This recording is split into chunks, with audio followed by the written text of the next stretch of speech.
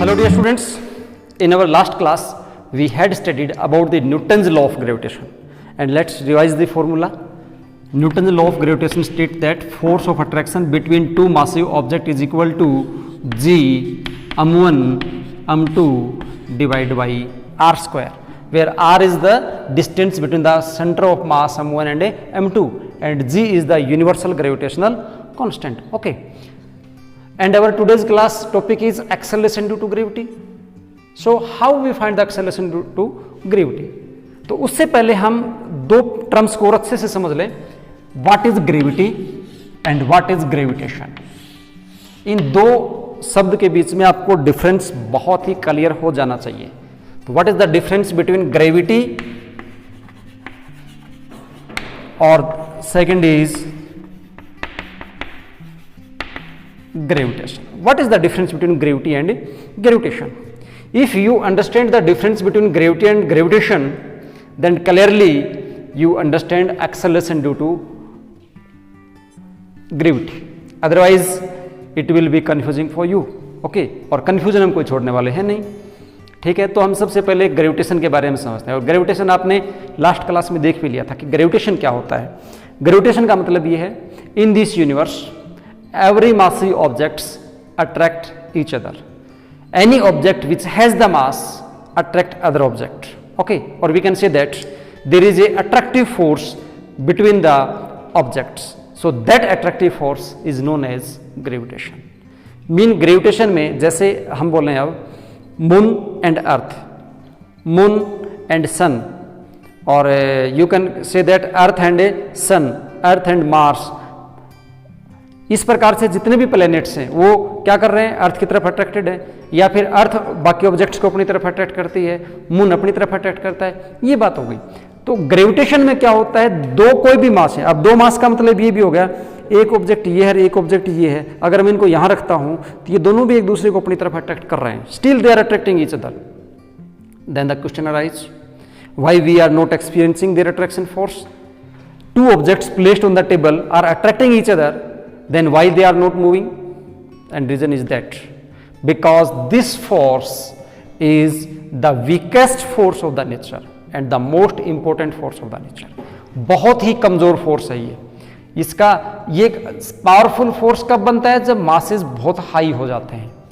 ज्यादा मासेस हो जाएंगे तो ये पावरफुल बनेगा. मास अगर स्मॉल है तो this force is very weak. That's why we are not observing the motion of the objects, or we can say that attractive force between the objects in our daily life, because the objects involved in our daily life are quite small and their force between them is very small. So we are not observing attraction, or we can say that we are not finding that one object is attracting and moving towards the other itself due to this force. Reason clear? What is the reason? Okay, ठीक है. तो gravitation में क्या होता है, कोई भी दो ऑब्जेक्ट होते हैं उनके बीच का जो अट्रैक्शन फोर्स होता है that is known as the gravitation. तो ग्रेविटी क्या है, ग्रेविटी भी एक प्रकार का फोर्स है जो ग्रेविटेशन से प्रोड्यूस होता है. बट ग्रेविटी के अंदर क्या होता है, वन ऑब्जेक्ट अर्थ होना जरूरी है. अब हमेशा अर्थ होना जरूरी नहीं है. अर्थ मैं इसलिए बोल रहा हूं बिकॉज हम जो देखते हैं वो अर्थ के बारे में ही देखते हैं. जैसे जो भी हम अपनी डेली लाइफ में जो देखते हैं, या आप जो इतने एक्सपेरिमेंट हम कर रहे हैं स्कूल लेवल में या क्लास 9th लेवल में, वो हम सब किसके ऊपर कर रहे हैं, अर्थ के ऊपर कर रहे हैं. ठीक है, हम एक बड़े साइंटिफिक लेवल की बात नहीं कर रहे हैं, हम अपने क्लास लेवल की बात कर रहे हैं.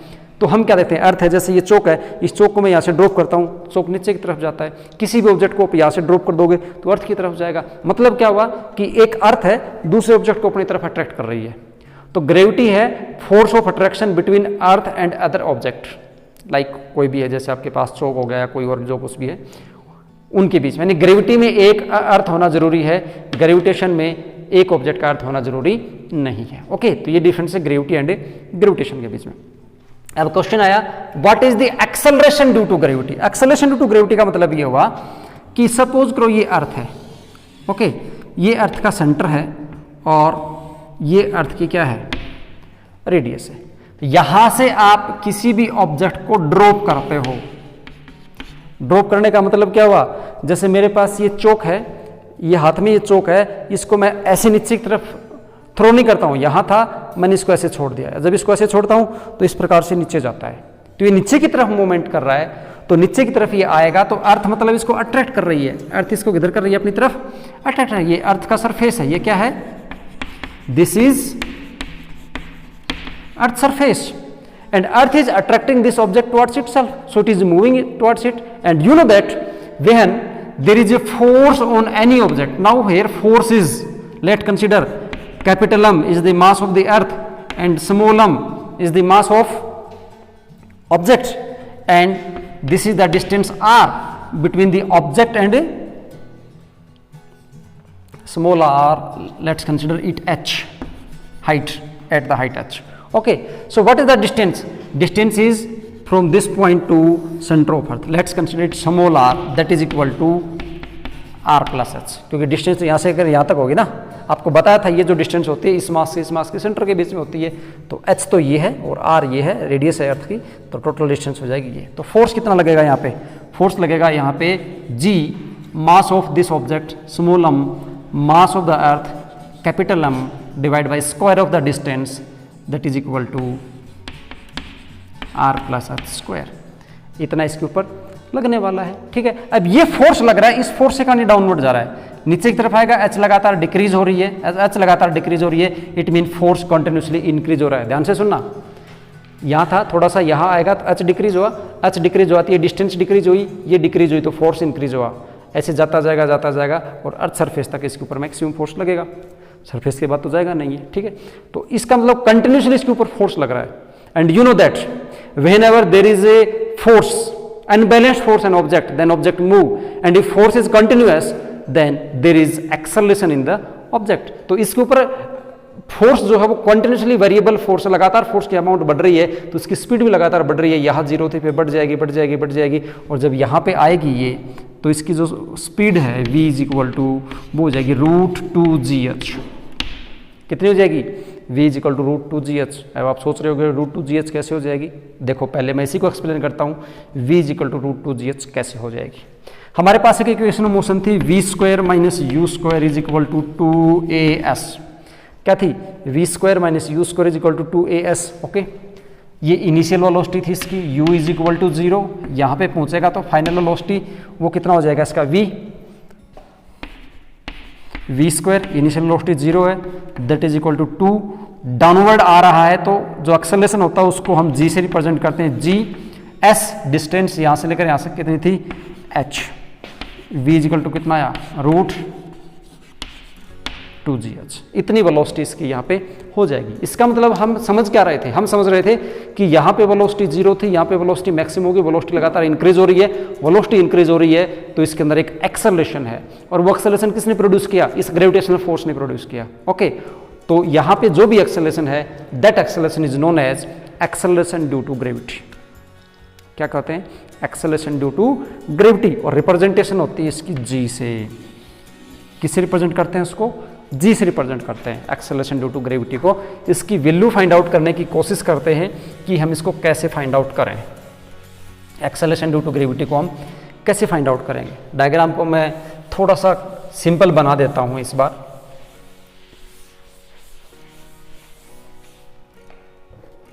ये अर्थ मान लिया, अर्थ का सेंटर है, ये डिस्टेंस कितनी होगी r, ये अर्थ सरफेस है, सपोज करो ऑब्जेक्ट यहाँ रखा हुआ है और ये हाइट होगी यहाँ पे h।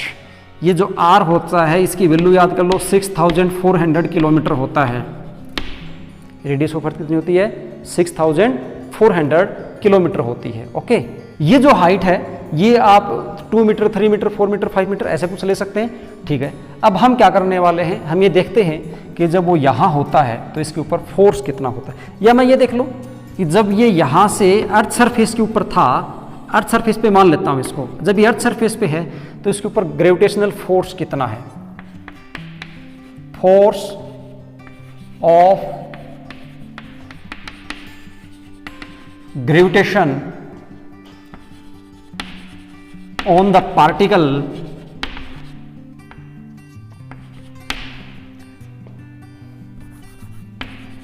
on the particle at earth surface।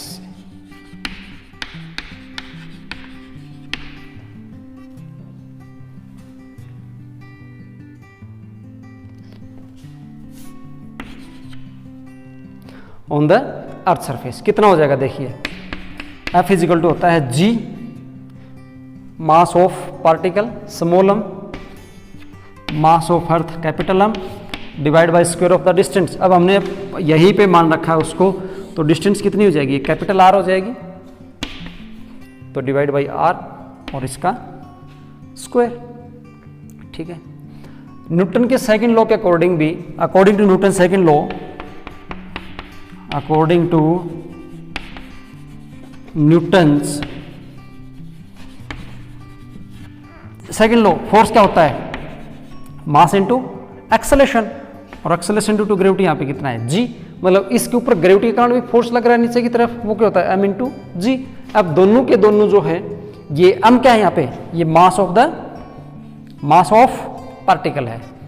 ठीक है, तो ये दोनों के दोनों फोर्स हैं, तो हमको यहाँ पे बराबर कर सकते हैं। तो हम यहाँ से फाइंड आउट करते हैं mg is equal to G m divide by R square, small m से स्मॉल m कैंसिल, क्या आया, acceleration due to gravity g का फॉर्मूला हमारे पास आया G m divided by R square. और यहाँ पे जब स्टैंडर्ड वैल्यूज पुट करते हैं, g का value, mass of earth, radius of earth, तो ये रिजल्ट आता है लगभग 9.8 मीटर पर सेकेंड स्क्वायर। कितना आता है, 9.8 मीटर पर सेकेंड स्क्वायर। ये आपके पास एक्सेलरेशन ड्यू टू ग्रेविटी हो जाएगा। ठीक है, अब ध्यान देते हैं हम यहाँ पे, एक्सेलरेशन ड्यू टू ग्रेविटी किन फैक्टर्स पे डिपेंड करता है। Acceleration due to gravity G constant है, इसको नोटिस करने की जरूरत नहीं है। मास, अर्थ के मास पे डिपेंड करता है, अर्थ की रेडियस पे डिपेंड करता है। इसका मतलब ये हुआ कि मान लीजिए आपके पास एक यहाँ पे 5 kg का स्टोन है और एक यहाँ पे 50 kg का स्टोन है, बोला जाए दोनों सेम हाइट से डाले जाते हैं यहाँ पे, और ये ग्राउंड है, हाइट दोनों की सेम है, ध्यान रखना, हाइट दोनों की सेम हाइट है। मान लीजिए हाइट है 10 मीटर, 10 मीटर से 5 kg को ड्रॉप किया जाता है, 10 मीटर से 50 kg को ड्रॉप किया जाता है। Which stone will reach on the ground first, कौन सा पहले पहुंचेगा। तो आप सोचेगो इसका वजन ज़्यादा है, 50, इसका मास ज़्यादा है, तो इसमें वेट भी ज़्यादा होगा, तो ये जल्दी पहुंचेगा, है ना, और ये बाद में पहुंचेगा। बट ऐसा नहीं है। क्यों? क्योंकि इसके ऊपर जो ग्रेविटी लग रही है, इस पे जो ग्रेविटी लग रही है, यानी जो एक्सेलरेशन है इनके अंदर, वो दोनों के अंदर 9.8 है। एक्सेलरेशन इसके मास पे डिपेंड नहीं करता, ये मास चाहे कितना भी हो, ठीक है ना। ये एक्सेलरेशन कितना है, फिक्स है, 9.8 मीटर पर सेकेंड स्क्वायर। इसलिए दोनों के दोनों सेम टाइम में अर्थ के ऊपर पहुंचेंगे। अब टाइम निकालते कैसे हैं, टाइम का formula v is equal to U plus A T से निकालेंगे। किसे निकालेंगे, v is equal to U plus A T से, या फिर s is equal to U T plus half A T square से निकालेंगे। तो हमें यहाँ पे डिस्टेंस गिवन है ना, so we use this formula, ये फॉर्मूला यूज करेंगे। s गिवन है कितना 10, u इनिशियल ड्रॉप कर रहे हैं, तो इनिशियल वेलोसिटी दोनों की कितनी है 0, तो ये 0 हो जाएगा। हाफ a कितना है दोनों के लिए 9.8। बताइए इस फॉर्मूले में क्या कहीं पे ये 5 और 50 आया, नहीं आया ना। इसका मतलब इनका जो ग्राउंड पे पहुंचने का टाइम है वो इनके मास पर डिपेंड नहीं करता, मास के वो क्या है, इंडिपेंडेंट है। ठीक है, तो ऐसे करके हम इन क्वेश्चंस को सोल्व करना हो तो ध्यान रखना कि ये मास पर डिपेंडेंट नहीं है। यहाँ पे एक क्वेश्चन और आएगा, और वो क्वेश्चन है फ्री फॉल का। What is the free fall, free fall क्या होता है वो हमें देखना है। नाम से पता चल रहा है free and fall, freely fall हो रहा है, उसके ऊपर हम एक्सटर्नल किसी प्रकार का कोई फोर्स नहीं लगा रहे हैं। फ्री फॉल का मतलब ये है कि आपके पास जैसे ये मेरे पास चौक है, और यहाँ से इसको ग्राउंड पर डालने के मेरे पास 2 वे हैं। पहला, मैं इसको ऐसे थ्रो करूँ, और दूसरा यहाँ से मैं इसको ऐसे छोड़ दूँ। तो पहले वाला मैंने ऐसे थ्रो किया, तो ऐसे मैंने थ्रो किया, उसमें मैंने इसके ऊपर कोई एक्सटर्नल फोर्स लगाया, और ऐसे करके छोड़ा, तो अपनी मर्जी से जब ये डाउनवर्ड गया तो इसको बोलते हैं फ्री फॉल। तो फ्री फॉल क्या होता है, अगर कोई ऑब्जेक्ट अर्थ की तरफ अट्रैक्ट हो रहा है विद एक्सेलरेशन 9.8 मीटर पर सेकेंड स्क्वायर, उसको हम बोलते हैं फ्री फॉल, और उसको बोलते हैं मोशन अंडर ग्रेविटी। ग्रेविटी के अंदर मोशन है और फ्रीली फॉलिंग बॉडी है। फ्रीली फॉलिंग बॉडी मतलब जब बॉडी गिरना शुरू होती है तो उसकी जो इनिशियल वेलोसिटी होती है वो कितनी होती है 0। ध्यान रखना, फ्री फॉल में इनिशियल वेलोसिटी कितनी होती है 0 होती है, और बॉडी का जो एक्सेलरेशन होता है, एक्सेलरेशन होता है वो g होता है, वो 9.8 मीटर पर सेकेंड स्क्वायर होता है। और हम अपनी कैलकुलेशन को इजी करने के लिए we can round off it, and after round off we write 9.8 is equal to 10 metre पर सेकंड स्क्वायर। ओके, तो ये होता है। ठीक है, चलो ये आपके पास हो गया। अब इक्वेशन ऑफ मोशन क्या हो जाएंगी फ्री फॉल के अंदर? हमारे पास 3 इक्वेशन ऑफ मोशन है। v is equal to U plus A T, H is equal to U T plus half A T square and 2as is equal to V square minus U square. ये था when object is moving in a straight line where v is the final velocity, u is the initial velocity, a is the acceleration and t is time. If object is freely falling, motion is under free fall. Free fall है, under gravity motion है, free fall है। Free fall मतलब initial velocity तो always u बराबर कितनी हो रही है 0, तो उस दौरान एक्सेलरेशन a कितना हो जाएगा g। तो फ्री फॉल में हमारी इक्वेशन ऑफ मोशन क्या हो जाएंगी? मोशन अंडर ग्रेविटी अगर हम निकालेंगे तो इक्वेशन ऑफ मोशन क्या हो जाएंगी? पहली इक्वेशन है v is equal to U plus G T हो जाएगा, a को g लिख देंगे। दूसरा इक्वेशन है s is equal to U T plus half G T square and third equation है 2gs is equal to V square minus U square. We can write like this. Okay, ठीक है। अब इसके कुछ आपको प्रॉब्लम्स जब solve करनी हो तो ध्यान रखना, क्या ध्यान रखना है? अगर object is moving upward, if object is moving upward, ऊपर की तरफ जा रहा है, then acceleration due to gravity g is equal to minus 9.8, minus 9.8। Upward motion हुआ तो ग्रेविटी क्या लेंगे? माइनस। क्यों लेंगे माइनस? ठीक है, इसका जवाब भी हम देंगे, माइनस क्यों लेंगे। देखो आपको पता है कि एक्सेलरेशन 2 तरह का होता है, एक पॉजिटिव और एक negative. If acceleration is positive then velocity goes on increasing, if acceleration is negative then velocity is approaching towards zero, maximum velocity से मिनिमम की तरफ जा रहा है। जैसे आपकी कार दौड़ रही है, आपने ब्रेक अप्लाई की है, तो ब्रेक अप्लाई करने के बाद वो मैक्सिमम वेलोसिटी से मिनिमम वेलोसिटी की तरफ जाएगा और फाइनली रुक जाएगा वो। तो उस दौरान जो एक्सेलरेशन है उसको हम रिटार्डेशन बोलते हैं, और रिटार्डेशन क्या होता है? नेगेटिव एक्सेलरेशन होता है। तो यहाँ भी जब आप किसी ऑब्जेक्ट को ऐसे ऊपर की तरफ थ्रो करते हो तो कितनी हाइट तक ऊपर जाता है? वो जाएगा जाएगा जाएगा, एक हाइट पे जाके रुक जाएगा। जैसे एक स्टोन आपने ऊपर की तरफ थ्रो किया, ऐसे स्टोन को जब आप ऊपर थ्रो करते हो एक हाइट पे जाके रुक जाएगा और उसके बाद वो नीचे आएगा। हाइट पे जाके रुका वो, यहाँ से आपने स्पीड से फेंका लेकिन हाइट पे जाके रुक गया, तो मतलब क्या हुआ? उसके पास इनिशियल तो था बट फाइनल क्या? जीरो। फाइनल जीरो होने का मतलब क्या हुआ? उसकी स्पीड लगातार डिक्रीज हो रही थी, मतलब एक्सेलरेशन क्या है? नेगेटिव है। तो g is equal to minus 9.8। और अगर वो डाउनवर्ड आ रहा है तो एक्सेलरेशन आ गया पॉजिटिव 9.8 मीटर पर सेकंड स्क्वायर। बट आप अपनी कैलकुलेशन में 9.8 को क्या ले सकते हो? 10 मीटर पर सेकंड स्क्वायर ले सकते हो। तो ऐसे कुछ प्रॉब्लम्स आप सोल्व करके देखना, एक्सरसाइज में गिवन है।